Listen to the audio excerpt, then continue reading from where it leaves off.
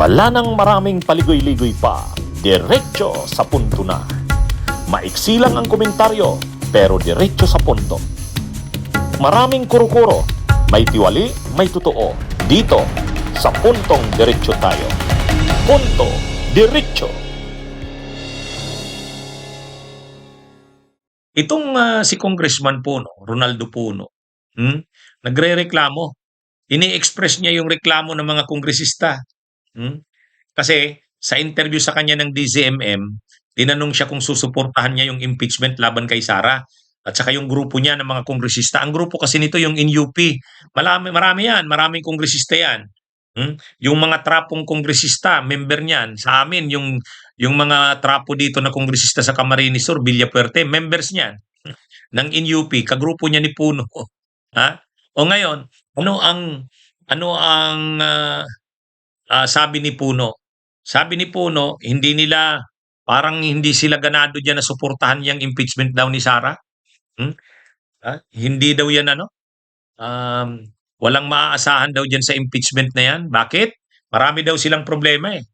Alam niyo kung ano yung rinereklamo niya? Ang rinereklamo niya, sila daw ng mga kongresista, naguguluhan daw dito sa budget na ito. Tinutukoy niya yung 2026 budget. Kasi, yan daw sa 2026 budget, yung mga ayuda, yung mga payouts, yung mga binibigay na MAIT, yung mga binibigay na tupad, yung mga AIX, yung mga ayuda na binibigay nila dati, mga congressman ang nagbibigay niyan. Sa provision kasi ngayon ng BICAM, bawal na. Hindi na pwede yung mga politiko na umattend o makialam dyan sa mga ayuda na yan. Bawal na. Kaya sabi ni Puno, naguguluhan daw sila mga kongresista dyan sa budget na ito. Hindi na daw nila alam anong gagawin nila dyan. Paano daw sila niyan? Paano daw yung mga constituents nila na humingi sa kanila ng tulong? Yun pala yung reklamo ni Puno eh. Yan pala yung reklamo. Kaya daw itong budget na ito, magulo daw ito para sa kanilang mga kongresista. Yun pala.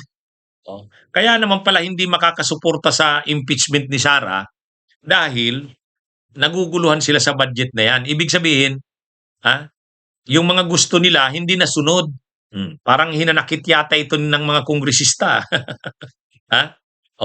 Yan yung pinahayag mismo yan ni Ronaldo Puno sa interview sa kanya ng DCMM. Panuorin nyo yun. Panuorin nyo.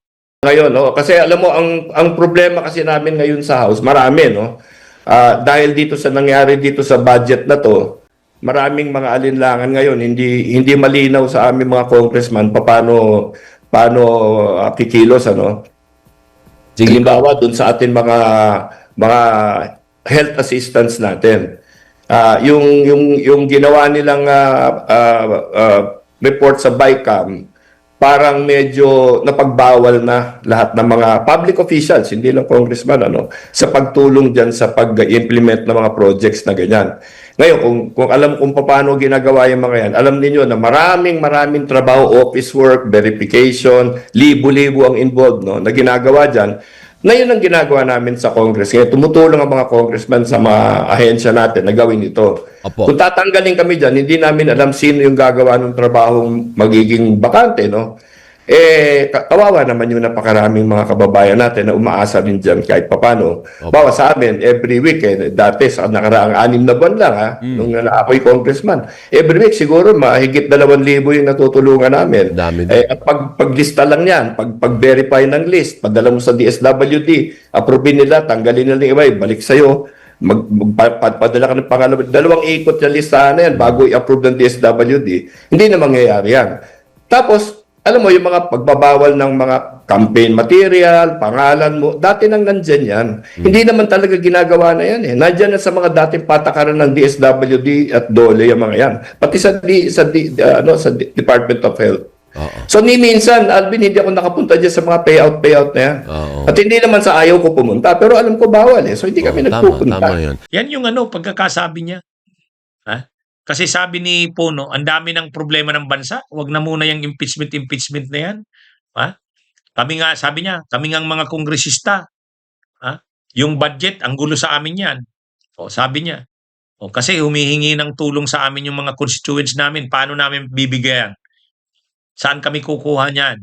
Sa budget, bawal na. Bawal na ang mga politiko.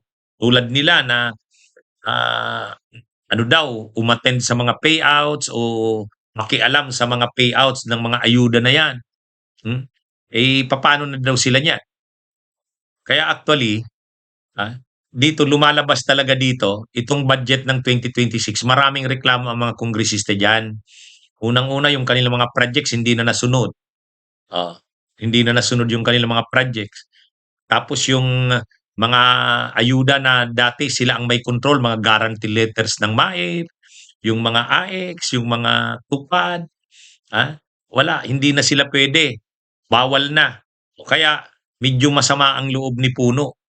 Sabi niya, magulo nga sa kanilang mga kongresista yung budget na yan, sabi niya. Hindi namin alam ano nang gagawin diyan eh. Hindi niya daw alam anong gagawin na nila diyan. Kasi hindi na sila pwedeng makialam. Oh. Anyway, yan pala. Yan pala ang reklamo ni Puno ng mga kongresista. Kaya pala masama ang loob nila. Oo nga naman. Oo nga naman. Marami sa kanila pinapanagot tungkol sa anomalya sa flood control. May mga kaso silang kinakaharap, iniimbestigahan. Pagkatapos yung mga gusto nilang projects, hindi pa naibigay lahat. Pagkatapos ito pang mga ayuda na ito, itong mga payouts na to, hindi na sila pwedeng makialam. Ay mainit talaga ang dugo, mainit talaga ang ulo ng mga kongresista. Tapos ihingin mo ang kanilang suporta, nai-impeach si Sara, parang parang ang reaksyon siguro ng mga kongresista, grabe naman kayo. Natapos nyo kaming imbestigahan sa mga anomalya. Natapos nyo yung mga projects namin, hindi nyo na binibigay. Matapos na yung mga ayuda-ayuda, ayaw nyo nang kami ay makialam dyan. Tapos ngayon, papasuportahan nyo sa amin ang impeachment? Ha? Parang kayo lang yung hihingi sa amin ng pabor. Yung mga pabor namin, hindi nyo naman ibinigay. Parang ganun yan, Matindi. Matindi tong... Hindi naman ganun kadirekta yung sinabi ni Puno, pero ganun na rin. Anyway, magandang araw sa inyong lahat, mga kabunyog, mga kababayan. Mabuhay po tayo. Bunyog, bunyog, halikan na kasama ka. Bunyog, kapag buklod ay may pag-asa.